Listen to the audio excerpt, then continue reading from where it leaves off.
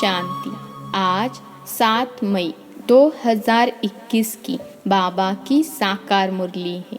मुरली के महावाक्य है, मीठे बच्चे, रावण ने तुम्हें बहुत पीड़ित किया है।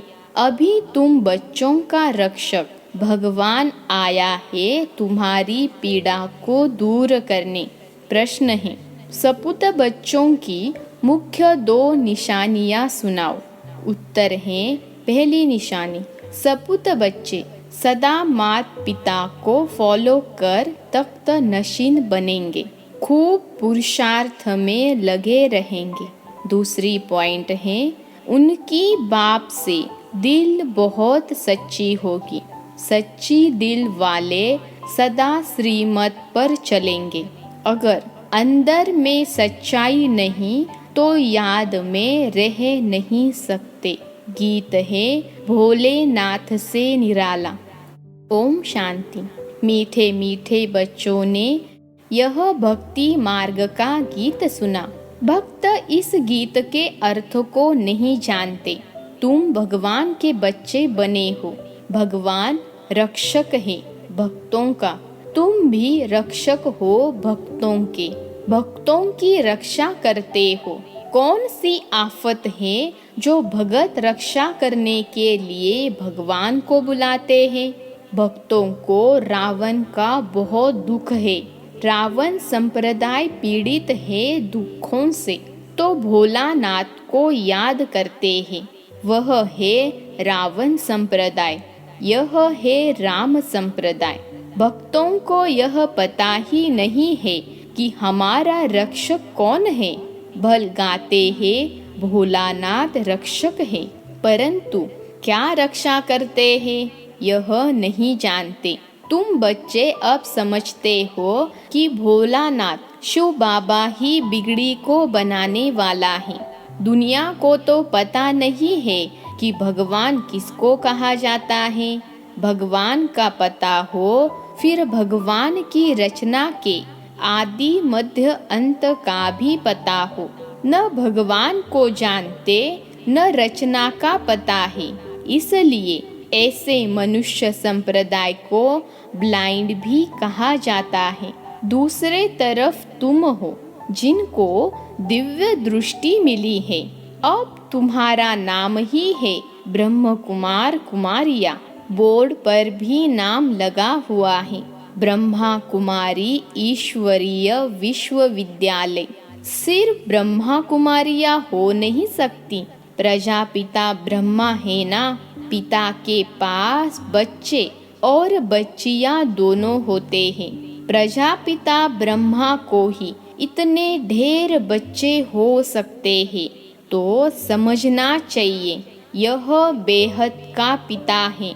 यह भी जानते हैं ब्रह्मा विष्णु शंकर को रचने वाला बाप ही है, जिसको निराकार कहा जाता है।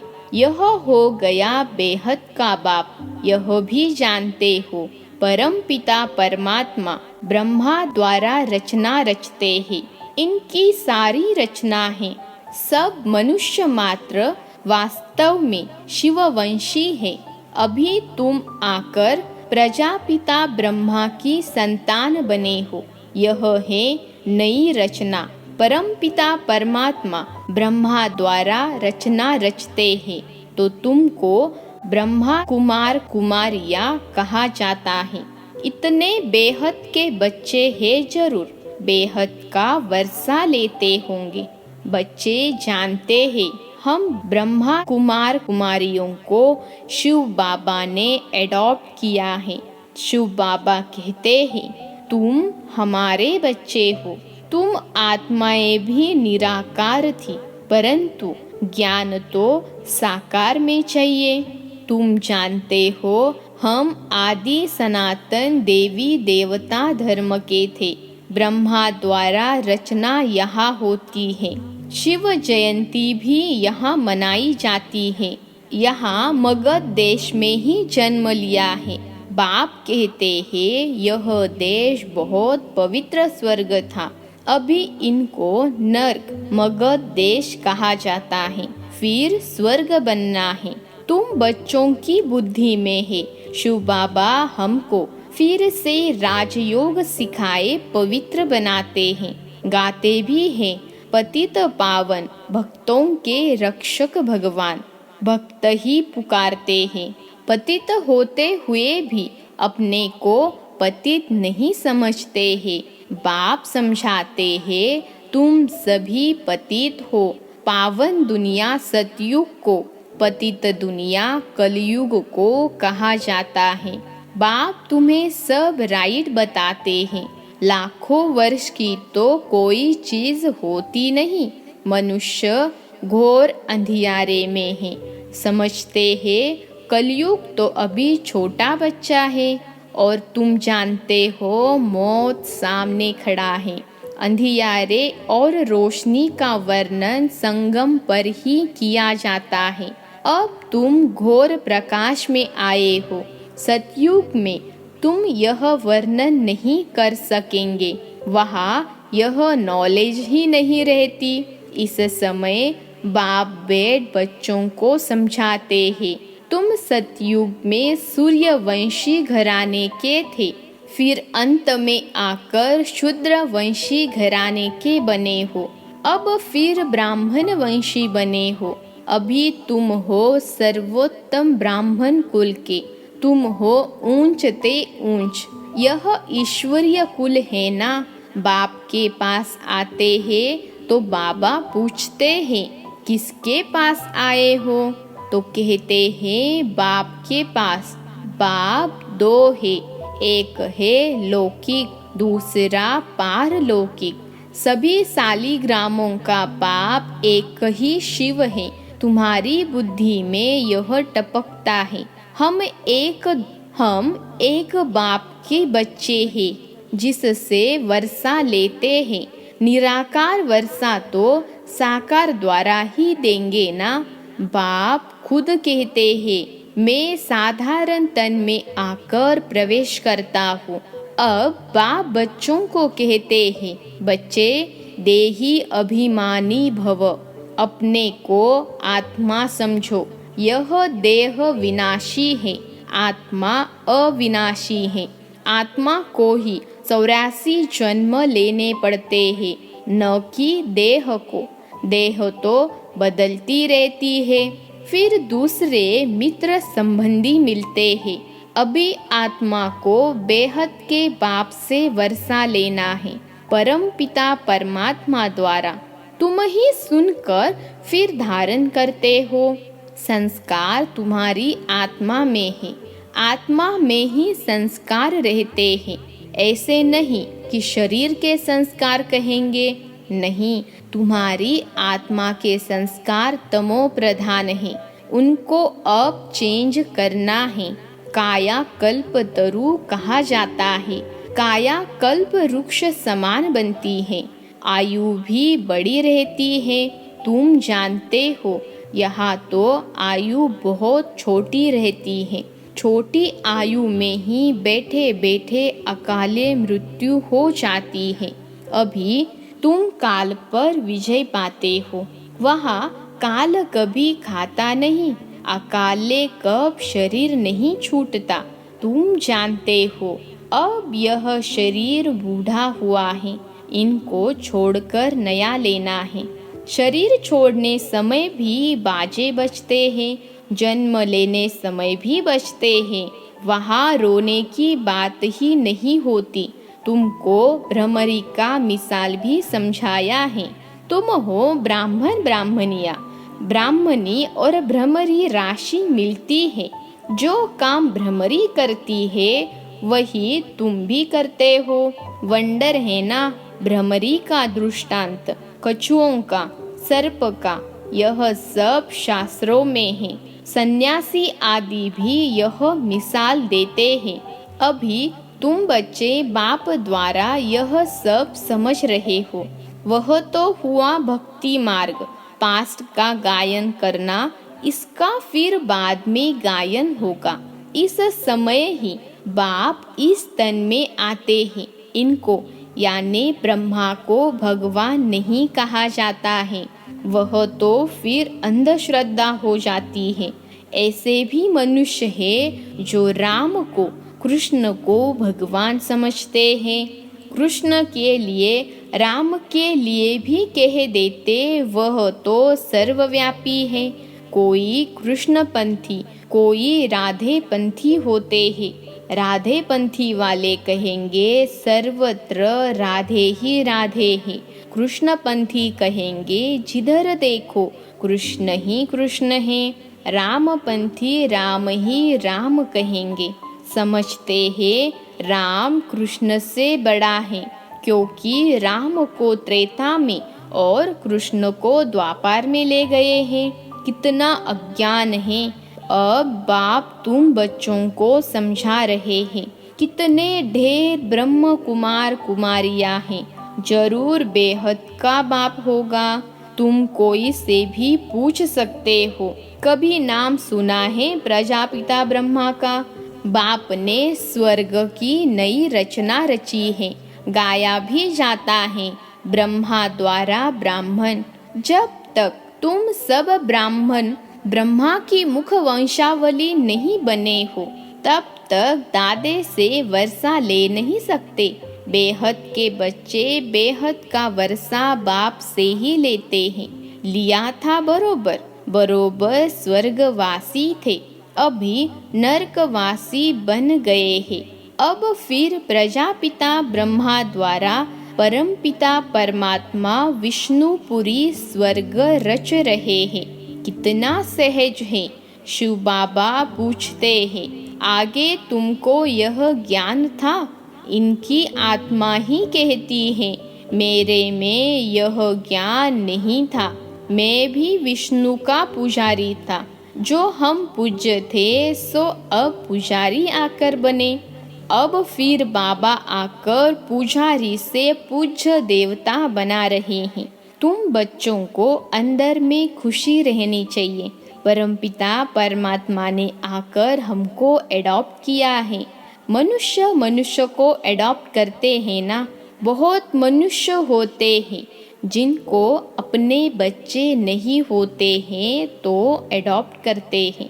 अब बाप जानते हैं मेरे बच्चे सब रावण के बन गए हैं, इसलिए मुझे आकर फिर से एडॉप्ट करना पड़े। ब्रह्मा द्वारा अपने बच्चों को एडॉप्ट करते हैं। यह एडॉप्शन कितनी वंडरफुल है, तुम ही जानते हो। शिव बाबा ने हमको ब्रह्मा द्वारा एडॉप्ट किया है। शिव बाबा कहते हैं, मैंने तुम बच्चों को एडॉप्ट किया है, तुमको बेहद सुख का वर्षा देने। यह ब्रह्मा तो दे नहीं सकते, यह भी मनुष्य है ना। प्रजापिता ब्रह्मा मनुष्य यह ज्ञान नहीं देते हैं। ज्ञान का सागर निराकार परम पिता परमात्मा ही बैठ यह ज्ञान देते हैं। ब्रह्मा को अथवा विष्णु को ज्ञान सागर नहीं कहा जाता। इन तीनों की महिमा अलग है। ज्ञान सागर पतित पावन एक बाप है। सारी दुनिया के मनुष्य मात्र उनको बुलाते हैं। अंग्रेजी में भी कहते हैं वह लिबरेटर है। जिससे दुख मिलता है उससे लिबरेट किया जाता है। बाप भी यहाँ आकर रावण से लिबरेट करते हैं। रावण राज्य भी यहाँ हुआ है। यहाँ ही रावण को जलाते हैं। जलाकर फिर कहते हैं सोने की लंका लूटने जाते हैं। उनको तो कुछ पता नहीं है रावण क्या चीज है, कब का यह दुश्मन है। समझते हैं राम की सीता चुराई गई, यह नहीं समझते कि हम सब सीताएं हैं।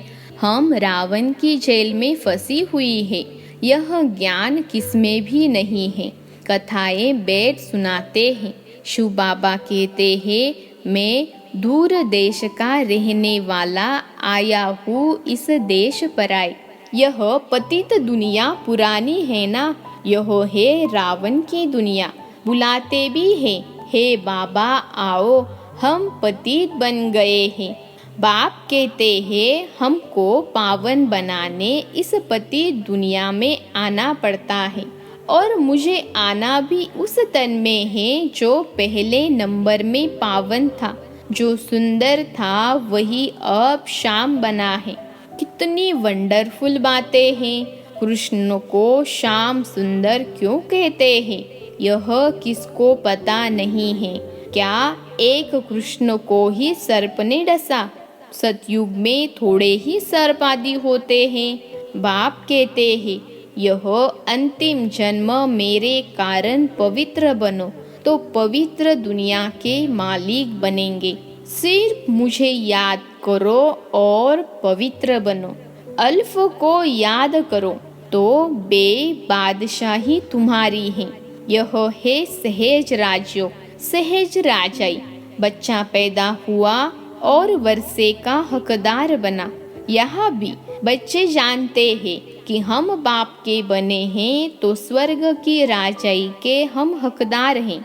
अब बाप कहते हैं, सतो प्रधान से तुम तमो प्रधान बन गए हो, फिर सतो प्रधान बनना है। योग और ज्ञान सिखाने में 1 सेकंड लगता है। बच्चा पैदा हुआ और वारिस निश्चय किया, तुम बाप के बने हो तो राजधानी का वर्षा तुम्हारा है। परंतु राजा रानी सब तो नहीं बनेंगे। यह है राजयोग। राजा रानी, प्रजा, साहूकार, गरीब सब चाहिए। इसलिए रुद्रमाला भी बनी हुई है जो भक्ति मार्ग में जपते हैं। तुम जानते हो हम राजयोग सीखने आए हैं। माता पिता को फॉलो कर पहले पहले सूर्यवंशी चंद्रवंशी बनेंगे। सपूत बच्चे वह जो माता पिता को फॉलो कर तख्त नशीन बने। पुरुषार्थ खूब करना चाहिए। बाप कहते हैं, मुझे याद करो तो करते नहीं, श्रीमत पर चलते नहीं हैं, अंदर सच्चाई नहीं है। दिल सच्ची हो तो श्रीमत पर चलते, बाप को याद करते रहें। श्रीमत पर ही तुमको दादे से वर्षा मिलता है। ब्रह्मा स्वर्ग का वर्षा दे नहीं सकते। दादी की कमाई पर पोतरे का हक रहता है। बाप की कमाई के बच्चे भागीदार बनते हैं तो हकदार हैं। यहाँ तुमको शिव बाबा से वर्षा मिलता है। ज्ञान रत्न बाप से ही मिलते हैं। तुम जानते हो हम ब्राह्मण ही सो फिर देवी देवता बनेंगे। जगत अम्बा कौन है? बाप समझाते हैं, यह ब्राह्मणी थी, ज्ञान ज्ञानेश्वरी थी, फिर राज राजेश्वरी बनती है। तुम भी ऐसे बनते हो। अच्छा, मीठे मीठे सिखिलते बच्चों प्रति माता पिता बाप दादा का याद प्यार और गुड मॉर्निंग। रूहानी बाप की रूहानी बच्चों को नमस्ते। हम रूहानी बच्चों की रूहानी माता पिता बाप दादा को याद प्यार गुड मॉर्निंग और नमस्ते बाबा नमस्ते। धारणा के लिए मुख्य सार। पहली पॉइंट है, आत्मा में जो तमो प्रधानता के संस्कार है उन्हें याद के बल से चेंज करना है, सतो प्रधान बनना है। दूसरी पॉइंट है, बाप से राजाई का वर्षा लेने के लिए सदा सपूत बच्चा बन श्रीमत पर चलना है। सच्चे बाप से सच्चा रहना है। माता पिता को पूरा फॉलो करना है। ज्ञान रत्नों का दान करते रहना है। आज का वरदान है, सहयोग की शक्ति से असहयोगियों को सहयोगी बनाने वाले बाप समान परोपकारी भव। सहयोग की शक्ति से असहयोगियों को सहयोगी बनाने वाले बाप समान परोपकारी भव। विश्लेषण है, सहयोगियों के साथ सहयोगी बनना यह कोई महावीरता नहीं है, लेकिन जैसे बाप अपकारियों पर उपकार करते हैं ऐसे आप बच्चे भी बाप समान बनो।